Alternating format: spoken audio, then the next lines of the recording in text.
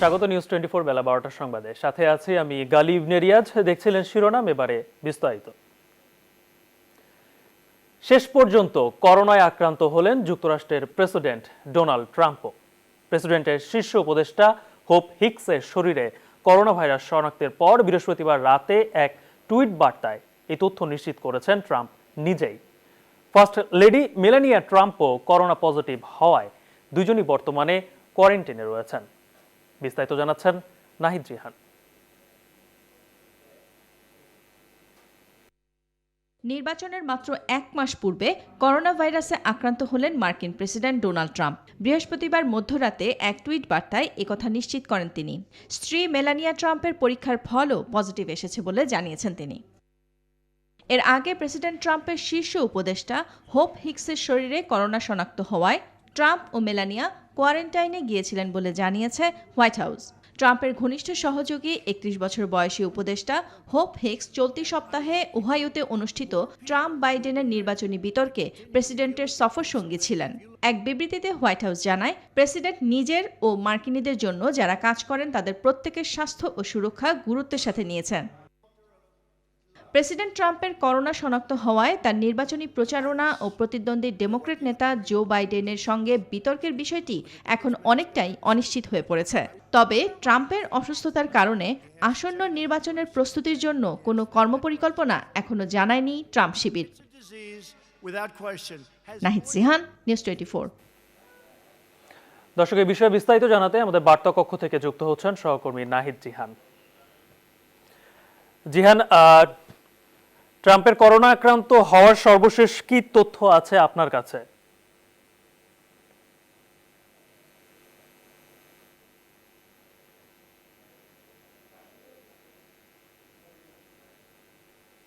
ধন্যবাদ গালিব। আমরা অবশেষে জানতে পারলাম যে মার্কিন প্রেসিডেন্ট ডোনাল্ড ট্রাম্পও করোনা পজিটিভ এসেছে তার রিপোর্টে, এবং তার স্ত্রী ফার্স্ট লেডি মেলানিয়া ট্রাম্পেরও করোনা পজিটিভ এসেছে। তো এই ক্ষেত্রে তারা রাত 1:30টার সময়, স্থানীয় সময়, যুক্তরাষ্ট্রের স্থানীয় সময় রাত 1:30টার সময় ট্রাম্প নিজে টুইট করে এই বিষয়টি জানিয়েছেন সবাইকে। তো এর আগে বিকাল নাগাদ তার শীর্ষ সহযোগী হোপ হিক্সের করোনা পজিটিভ আসায় তখন তাদেরকে প্রক্রিয়াধীন ছিলেন তারা যে কোয়ারেন্টাইনে যাবেন।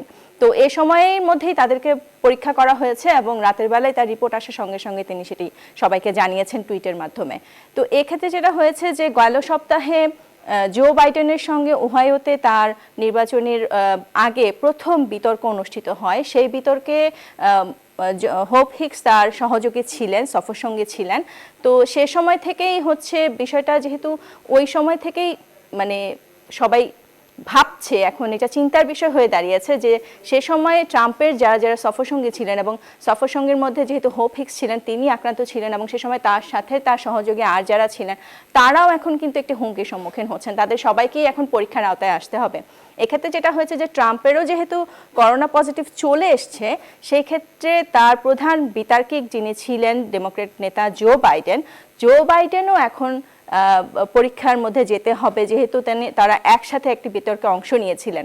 তো এক্ষেত্রে জো বাইডেনও একটু হুমকির মুখে রয়েছেন যে তার করোনা পজিটিভ আসছে কিনা, বা এ বিষয়ে তাকেও এখন পরীক্ষার মধ্যে দিয়ে যেতে হবে। তো বিষয়টি এখন দাঁড়িয়েছে যে ঠিক নির্বাচনের পূর্ব মুহূর্তে এ বিষয়টি, মানে করোনা ভাইরাস হওয়ার কারণে কোয়ারেন্টাইনে যেতে হওয়া বা প্রায় 14-15 দিনের একটা বিষয় চলে আসে সুস্থ না হওয়া পর্যন্ত। সো একটা লম্বা সময় ট্রাম্পকে তার নির্বাচনী প্রচারণা বা জো বাইডেনের সঙ্গে প্রথম বিতর্ক অনুষ্ঠানে, তারপরে আরও অনেকগুলো বিতর্ক হওয়ার কথা ছিল। সো এই পুরো বিষয়টি এখন অনেকটা অনিশ্চিত হয়ে পড়েছে। তো এ বিষয়ে এখনও ট্রাম্পের শিবির বা হোয়াইট হাউস থেকে তেমন কিছু জানানো হয়নি, তবে কিছুটা এখন সমস্যার সম্মুখীন হতে হবে এবং পরবর্তী কর্মপরিকল্পনা কি হবে সে বিষয়ে এখনও আসলে কিছু জানা না গেলেও বিষয়টি যথেষ্ট চিন্তার, কারণ নির্বাচনে রয়েছে আর মাত্র একদম হাতে গোনা একটি মাস। সো এর পূর্বে করোনা হওয়ার কারণে ট্রাম্পের প্রচারণা কতটুকু এগোবে সেটাই এখন অনেকখানি চিন্তার বিষয়। জিহান, আপনাকে ধন্যবাদ। দর্শক, সস্ত্রীক মার্কিন প্রেসিডেন্ট ডোনাল্ড ট্রাম্পের করোনা আক্রান্ত হওয়ার সর্বশেষ খবর বার্তা কক্ষ থেকে জানাচ্ছিলেন আমাদের সহকর্মী নাহিদ জিহান। করোনাকালে বাংলাদেশ সহ সারা বিশ্বের নারীরা অর্থনৈতিক ও রাজনৈতিকভাবে বেশি ক্ষতিগ্রস্ত হয়েছে। জাতিসংঘ সাধারণ অধিবেশনে নারী বিষয়ক এক বিশ্ব সম্মেলনে ভার্চুয়ালি অংশ নিয়ে এই তথ্য দিয়েছেন প্রধানমন্ত্রী শেখ হাসিনা। বলেছেন, কোভিড পরবর্তী সময়ে নারীকে আগের মতো শক্তিশালী অবস্থায় ফিরিয়ে নিতে ক্ষতিগ্রস্ত প্রতিটি দেশকে কর্মক্ষেত্রে নারীদের বিশেষ প্রণোদনা দিতে হবে। আরও জানাচ্ছেন প্লাবন রহমান। জাতিসংঘের চতুর্থ বিশ্ব নারী সম্মেলনে ভার্চুয়ালি অংশ নেন প্রধানমন্ত্রী শেখ হাসিনা। এতে বাংলাদেশের নারীর ক্ষমতায়নের নানা দিক তুলে ধরেন তিনি। জাতীয় সংসদে প্রতিনিধিত্ব সহ রাষ্ট্রের গুরুত্বপূর্ণ পদে তাদের সক্রিয় অংশগ্রহণ যে কোনো সময়ের চেয়ে বেশি বলে জানান প্রধানমন্ত্রী। তবে বৈশ্বিক করোনা মহামারীর কারণে বাড়ি ও কর্মক্ষেত্রে নারী বেশি ক্ষতিগ্রস্ত হয়েছে বলেও তুলে ধরেন তিনি, আর এজন্য দেন বিশেষ প্রণোদনা দেওয়ার তাগিদ। They are not further marginalized and financially excluded. Excellencies, on this 25th anniversary, I would like to pledge to increase women's participation in the workforce, leading to 50-50 by 2041. এছাড়া নারীর ক্ষমতায়নে আন্তর্জাতিক সব সূচকে বাংলাদেশের ঈর্ষণীয় সাফল্যের কথাও তুলে ধরেন সরকার প্রধান। বলেন, ওয়ার্ল্ড ইকোনমিক ফোরামের তথ্যে এক্ষেত্রে বাংলাদেশ দক্ষিণ এশিয়ার মধ্যে সবচেয়ে এগিয়ে, আর বিশ্বের 149 দেশের মধ্যে অবস্থান 50তম। According to the World Economic Forum's Gender Gap Index, we are leading in South Asia on women's overall empowerment, ranked 50th globally out of 149 countries and 7th in political empowerment. বিশ্ব অর্থনীতি ও রাজনীতিতে নারীদের অংশগ্রহণ বাড়াতে সব দেশের সরকার ও রাষ্ট্রপ্রধানদের নিজ নিজ অবস্থান থেকে ভূমিকা রাখার আহ্বানও জানিয়েছেন প্রধানমন্ত্রী Sheikh Hasina. World can benefit from every girl. প্লাবন রহমান, নিউজ 24, ঢাকা। পাল্টাপাল্টি দায় চাপানোর চিরচেনা রাজনৈতিক কৌশল নিয়েই ঢাকা 5 আসনের উপনির্বাচনে প্রস্তুতি শুরু করেছেন বিএনপি ও আওয়ামী লীগ নেতারা। ইতিমধ্যে বিএনপি প্রার্থীর প্রচারণায় হামলার ঘটনাও ঘটেছে। এর দায় আওয়ামী লীগের প্রার্থীর ওপর ছুড়ে দিলেও ক্ষমতাসীনরা বলছেন ঢাকা 5 আসনে বিএনপির 2 গ্রুপ রয়েছে চরম কোন্দলে। বিস্তারিত তৌহিদ শান্তর প্রতিবেদনে। 2018 সালের জাতীয় নির্বাচনে ঢাকা 5 আসনে ধানের শীষের সমর্থন পান নবিউল্লাহ নবী। সালাউদ্দিন আহমেদ প্রতিদ্বন্দ্বিতা করেন ঢাকা 4 আসন থেকে। এবার ঢাকা 5 আসনে বিএনপির মনোনয়ন পেলেন সালাউদ্দিন আহমেদ, যা মেনে নিতে পারছেন না নবিউল্লাহর সমর্থকরা। গেল মঙ্গলবার সালাউদ্দিন আহমেদের প্রচারণায় হামলার ঘটনা ঘটলে প্রচারণার দায়িত্বে থাকা একজন সংবাদকর্মী আহত হন, আর এর দায় তিনি চাপান নৌকার সমর্থকদের উপর। আমার উপরে হামলা হলে আমি তোয়াক্কা করি না। আমি জনগণের কাতার আছে, জনগণের সামনে থাকবো এবং ইনশাল্লাহ নির্বাচন কমিশন যদি নিরপেক্ষ না থাকে এই দায়িত্ব তাদেরকে নিতে হবে।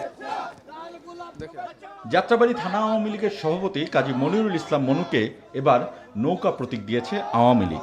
যদিও প্রয়াত এমপি হাবিবুর রহমান মোল্লার ছেলে মশিউর রহমান মোল্লাও এই আসনে নৌকা প্রতীক চেয়েছিলেন। শেষ পর্যন্ত নৌকা প্রতীক পান স্থানীয় নেতা মনু। প্রকাশ্যে না হলেও ক্ষমতাসীনদের ভেতরেও এখানে দ্বন্দ্বের আভাস পাওয়া যায়। যদিও বিএনপির প্রচারণায় হামলার দায় বিএনপির 2 গ্রুপের কোন্দলের উপর চাপিয়েছেন আওয়ামী লীগ সমর্থিত প্রার্থী। ওদের মধ্যে দ্বন্দ্ব, বিএনপির মধ্যে দ্বন্দ্ব, নবী গ্রুপ আর সালাউদ্দিন গ্রুপ, এরা নিজেরা করছে, এগুলো আমাদের কাঁধে দিতেছে, উদুরকিল বুদুর ঘরে ঢুকাইতেছে। 2 দলের 2 প্রার্থী প্রতিদিন সকাল সন্ধ্যা ভোটারের কাছে যাচ্ছেন। আগামী 17 অক্টোবর এই নির্বাচন অনুষ্ঠিত হবে। তৌহিদ শান্ত, নিউজ 24, ঢাকা। টাঙ্গাইলে বঙ্গবন্ধু সেতুর পূর্ব পাশে ট্রেনের ধাক্কায় একটি লরি দুমড়ে মুচড়ে গেছে। এই ঘটনায় একজনের মৃত্যুও হয়েছে। 1 ঘন্টা ট্রেন চলাচল বন্ধ থাকলেও এখন আবার স্বাভাবিক হয়েছে। এ বিষয়ে বিস্তারিত জানাতে টাঙ্গাইল থেকে যুক্ত হচ্ছেন সহকর্মী আব্দুস সামাদ সায়েম। সায়েম, দুর্ঘটনার পরবর্তী আসলে কি অবস্থা? ট্রেন চলাচল কি আবারও শুরু হয়েছে কিনা?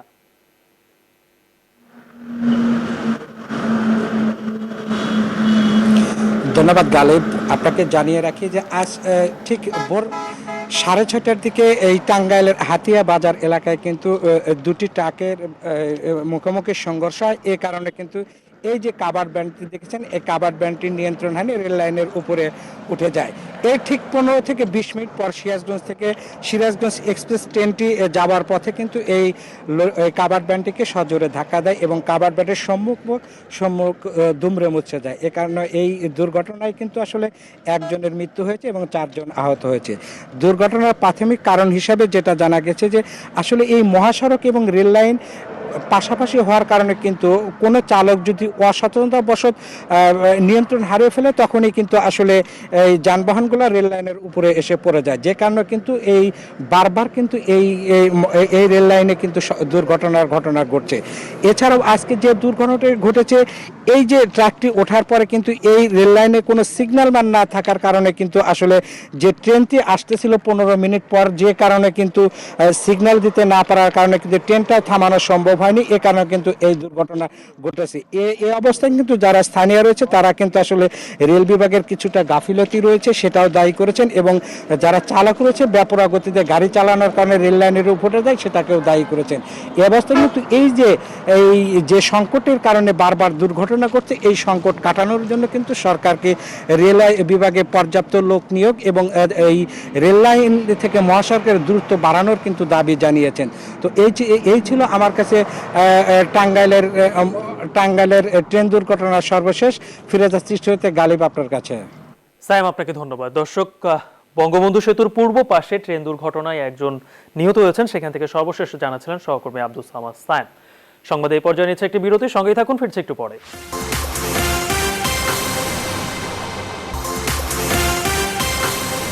বিরতির পর আবারও স্বাগত। বেলা 12টার সংবাদে আপনারা দেখছেন নিউজ 24। মিয়ানমার সেনাবাহিনীর বাংলাদেশ সীমান্তে সেনা সমাবেশের তীব্র নিন্দা জানিয়েছে বিএনপি। দুপুরে গুলশানে এক সংবাদ সম্মেলনে তিনি এই প্রতিবাদ জানান। এ সময় ফখরুল বলেন, নতজানু পররাষ্ট্রনীতির কারণেই রোহিঙ্গা সমস্যার সমাধান হচ্ছে না। এই ধরনের সমাবেশ শুধু যে মিয়ানমারের নৃতাত্ত্বিক রোহিঙ্গা জনগোষ্ঠীর জন্য আতঙ্কের বিষয় তাই নয়, একই সাথে এটা চলমান আন্তর্জাতিক বিচারিক আদালতে রোহিঙ্গা গণহত্যার বিচারের প্রতি মিয়ানমার সেনাবাহিনী ও রাষ্ট্র কর্তৃক আইন অবমাননার চূড়ান্ত বহিঃপ্রকাশ এবং বাংলাদেশের নিরাপত্তার জন্য হুমকি স্বরূপ। রাজশাহীর পুঠিয়ায় চারানি রাজ পরগনার মূল ফটক ভেঙে পড়েছে, চুরি হয়ে গেছে মূল্যবান পুরাকীর্তি।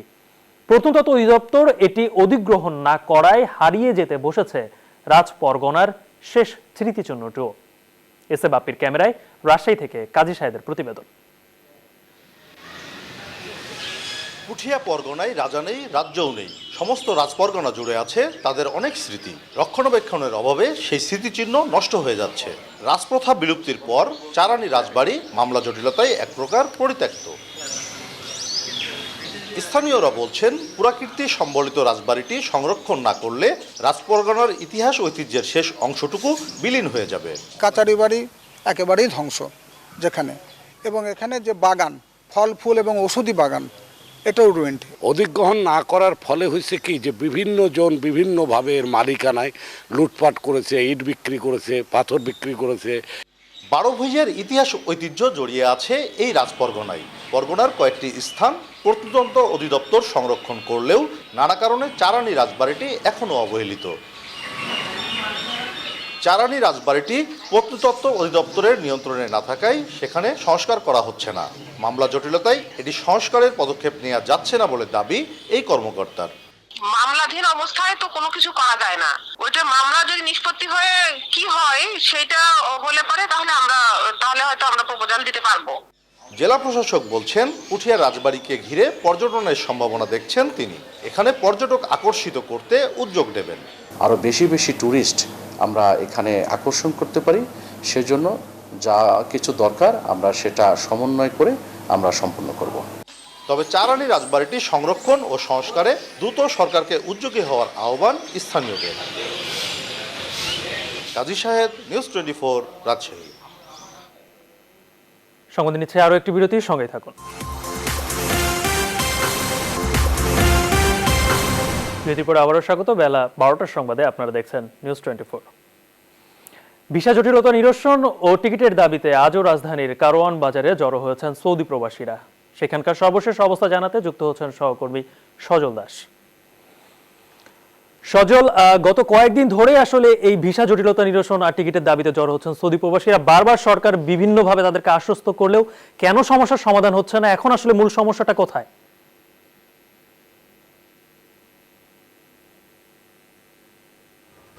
গালিব, আপনাকে ধন্যবাদ।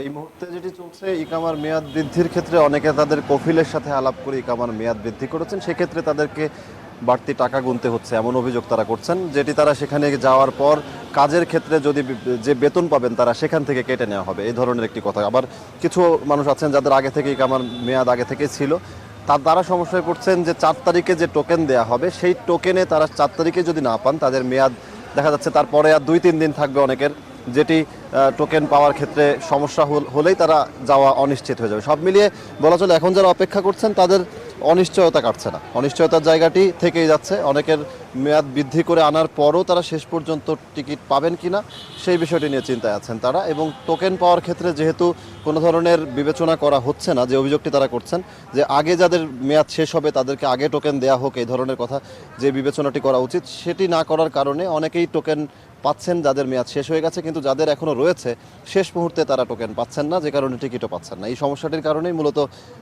এই যে প্রক্রিয়াটি সেটি আরও জটিল হচ্ছে, যে কারণে তারা বলছেন যে টিকিট দেওয়ার ক্ষেত্রে, টোকেন দেওয়ার ক্ষেত্রে 4 তারিখে যখন টোকেন দেওয়া হবে, অনেকে অপেক্ষা করছেন 4 তারিখের জন্য, দিনের পর দিন এই খোলা আকাশের নিচে কিংবা ঢাকায় থেকে কষ্ট করে অপেক্ষা করছেন। তারা বলছেন টোকেন দেওয়ার ক্ষেত্রে যেন যাদের ভিসা কিংবা ইকামার মেয়াদ আগে শেষ হচ্ছে তাদেরকে বাছাই করে যেন তাদেরকেই আগে দেওয়া হয়, এই বিবেচনাটি যেন করা হয়, যাতে করে তারা পৌঁছতে পারেন তাদের কর্মস্থলে। এই ছিল আমার কাছে কালিব। সজল, আপনাকে ধন্যবাদ। দর্শক, ভিসা জটিলতা নিরসন আর টিকিটের দাবিতে রাজধানী কারণ বাজারে জড়ো হয়েছেন সৌদি প্রবাসী শ্রমিকেরা। সেখান থেকে সর্বশেষ জানাচ্ছিলেন সহকর্মী সজল দাস। এবারে আন্তর্জাতিক প্রসঙ্গ। ব্রেক্সিট চুক্তির একটি ধারা ভঙ্গের পরিকল্পনা বাদ না দেওয়ায় এবার ব্রিটেনের বিরুদ্ধে আইনি ব্যবস্থা নেওয়ার কার্যক্রম শুরুর ঘোষণা দিয়েছে ইউরোপীয় ইউনিয়ন। আগামী নভেম্বরের মধ্যে ব্রেক্সিট বিল নিয়ে ইইউ এর উদ্যোগের জবাব দিতে যুক্তরাজ্যের কাছে আনুষ্ঠানিক বিজ্ঞপ্তি পাঠানো হয়েছে। বুধবার অভ্যন্তরীণ বাজার সংক্রান্ত বিল বাতিলের জন্য বরিস প্রশাসনকে দেওয়া ইইউর সময়সীমা পেরিয়ে যায়। এমন পরিস্থিতিতে ব্রিটেনের বিরুদ্ধে মামলা দায়ের করতে আনুষ্ঠানিক নোটিশ পাঠালো ইইউ। এর আগে গেল শীর্ষ ইইউ আদালত ইউরোপিয়ান কোর্ট অব জাস্টিস মামলার মুখে পড়বে ব্রিটেন। এর জবাব দিতে লন্ডনের কাছে সময় রয়েছে 1 মাস। এই নোটিশের জবাব দেবে বলে জানিয়েছে ব্রিটিশ সরকার।